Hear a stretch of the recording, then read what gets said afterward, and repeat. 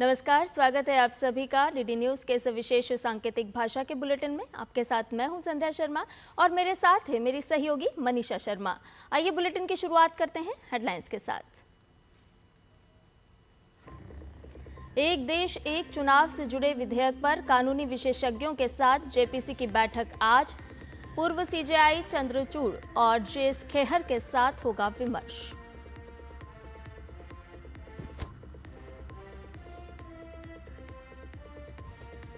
America first के एजेंडे पर आगे बढ़े ट्रंप।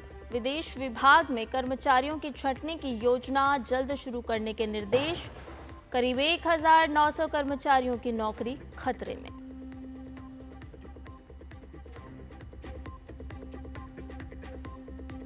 सावन का महीना शुरू होते ही मंदिरों में उमड़ रही शिव भक्तों की भीड़। दिल्ली से देवभूमि तक हर हर महादेव की गूंज। कांवड़ियों की सुविधा और सुरक्षा के व्यापक इंतजाम।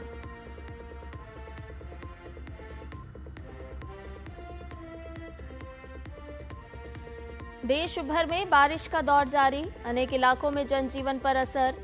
पहाड़ों और मैदानी इलाकों में आज भी मूसलाधार बारिश के आसार।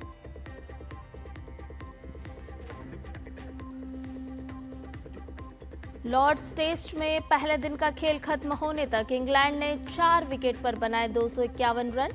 नीतीश रेड्डी ने एक ही ओवर में चटकाए 2 विकेट, जो रूट शतक से 1 रन की दूरी पर।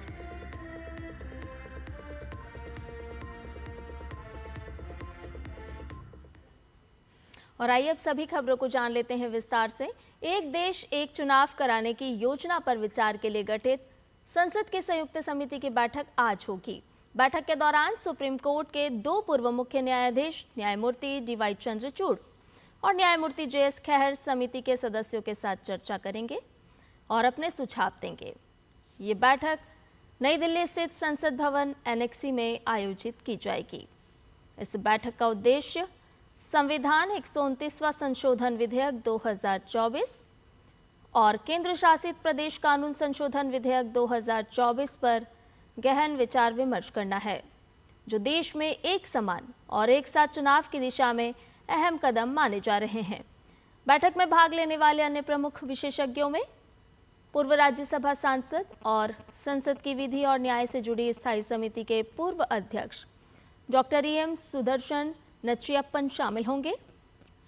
उनके अलावा डॉक्टर वीरप्पा मोइली, जो कर्नाटक के पूर्व मुख्यमंत्री हैं, पूर्व केंद्रीय कानून मंत्री, द्वितीय प्रशासनिक सुधार आयोग के अध्यक्ष और संसद की वित्त समिति के पूर्व अध्यक्ष रह चुके हैं, वे भी समिति से संवाद करेंगे और अपने सुझाव देंगे।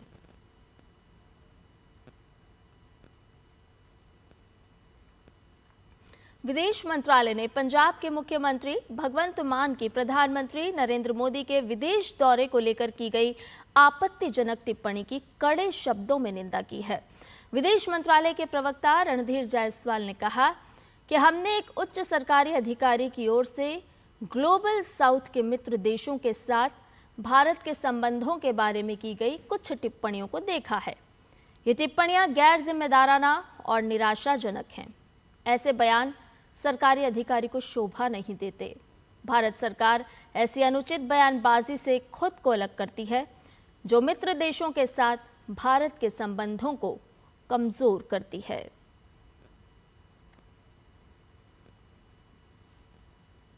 और आज से सावन का महीना शुरू हो गया है।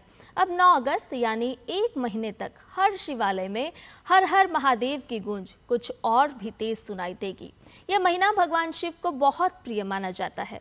कहा गया है कि इस दौरान भोलेनाथ की पूजा अर्चना करने से विशेष लाभ होता है। सावन में रुद्राभिषेक का भी विशेष महत्व है। इस पवित्र महीने में हर सोमवार को रुद्राभिषेक करने से महादेव प्रसन्न होते हैं। आज उज्जैन के महाकालेश्वर मंदिर में आरती की गई।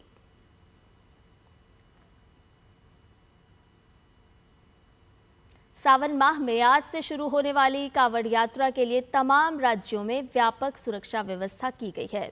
हर वर्ष बड़ी संख्या में श्रद्धालु कांवड़ लेने हरिद्वार जाते हैं। इस साल कांवड़ियों ने ऑपरेशन सिंदूर को अपनी यात्रा में विशेष रूप से शामिल किया है। कांवड़ यात्रा के दौरान हुड़दंगियों, उपद्रवियों, आपराधिक तत्वों पर पैनी नजर रखने के निर्देश दिए गए हैं।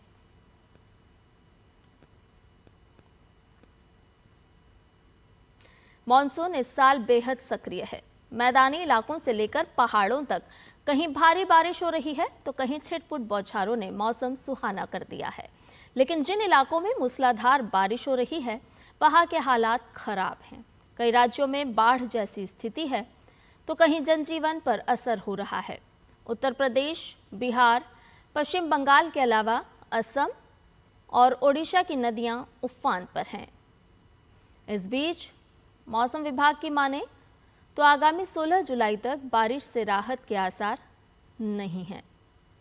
देश के उत्तर पश्चिमी हिस्से में अगले 2 से 3 दिनों के दौरान बहुत भारी वर्षा जारी रहने की आशंका है। मध्य भारत में अगले 4 से 5 दिनों के दौरान बहुत तेज वर्षा जारी रहेगी। पूर्वोत्तर भारत में अगले 7 दिनों के दौरान गरज के साथ वर्षा जारी रहने की संभावना है। वहीं हिमाचल प्रदेश, उत्तराखंड, उत्तर प्रदेश, पंजाब, हरियाणा, चंडीगढ़, मध्य प्रदेश, विदर्भ, छत्तीसगढ़ और झारखंड में भी आज मूसलाधार वर्षा की संभावना है। पूर्वी राजस्थान में आज बहुत तेज वर्षा का अनुमान है। अमेरिकी विदेश विभाग ने घोषणा की है कि वो दशकों में देश के राजनयिक दल के सबसे महत्वपूर्ण पुनर्गठन के तहत बड़े पैमाने पर छंटनी की योजना बना रहा है।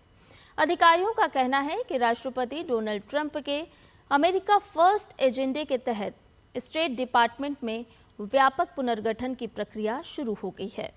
विदेश मंत्रालय जल्द ही उन कर्मचारियों को नोटिस भेजना शुरू करेगा जिनकी नौकरियां कटौती की इस योजना से प्रभावित होंगी। स्टेट डिपार्टमेंट के उपसचिव माइकल रिगस ने कर्मचारियों को भेजे ईमेल में कहा है कि पुनर्गठन के अंतिम चरण में जाने से पहले प्रभावित कर्मचारियों को सूचित किया जाएगा। बताया जा रहा है कि इस प्रक्रिया में सैकड़ों कर्मचारियों की छंटनी हो सकती है, जिनमें विदेश सेवा के अधिकारी भी शामिल हैं। सुप्रीम कोर्ट से मंजूरी मिलने के बाद ये प्रक्रिया तेजी से लागू की जा रही है, जिससे अमेरिका के राजनयिक तंत्र में बड़े स्तर पर बदलाव संभव है।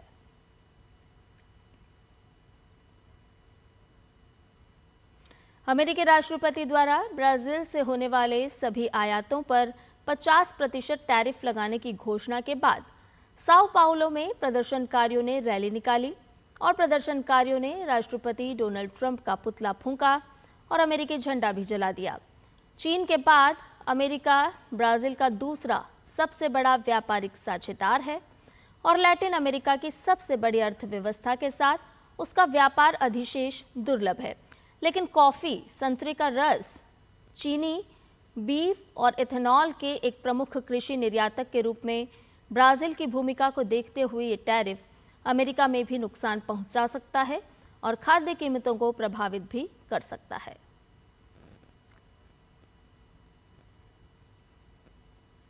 भारत और इंग्लैंड के बीच लॉर्ड्स में खेले जा रहे सीरीज के तीसरे टेस्ट के पहले दिन का खेल समाप्त होने तक इंग्लैंड ने 4 विकेट गंवाकर 251 रन बना लिए हैं। टॉस जीतकर बल्लेबाजी करने उतरी इंग्लैंड की शुरुआत खराब रही। नीतीश रेड्डी ने 13वें ओवर में इंग्लैंड को दोहरा झटका दिया। बेंडकेट 23 रन बनाकर नीतीश का शिकार बने। इसके बाद नीतीश रेड्डी ने जैक क्राउली को भी चौथा किया। टीम इंडिया को तीसरे विकेट के लिए लंबा इंतजार करना पड़ा। रविंद्र जडेजा ने 49वें ओवर में ओली पोप को 44 के स्कोर पर आउट किया। हैरी ब्रुक जसप्रीत बुमराह का शिकार बने।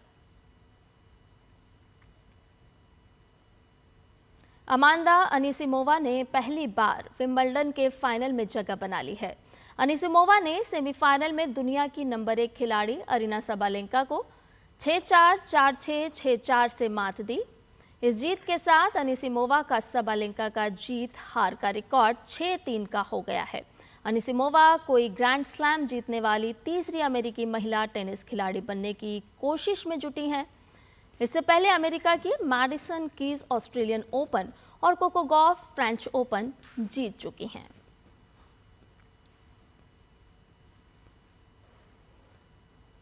और इसके साथ ही हमारे इस विशेष सांकेतिक भाषा के बुलेटिन में फिलहाल इतना ही।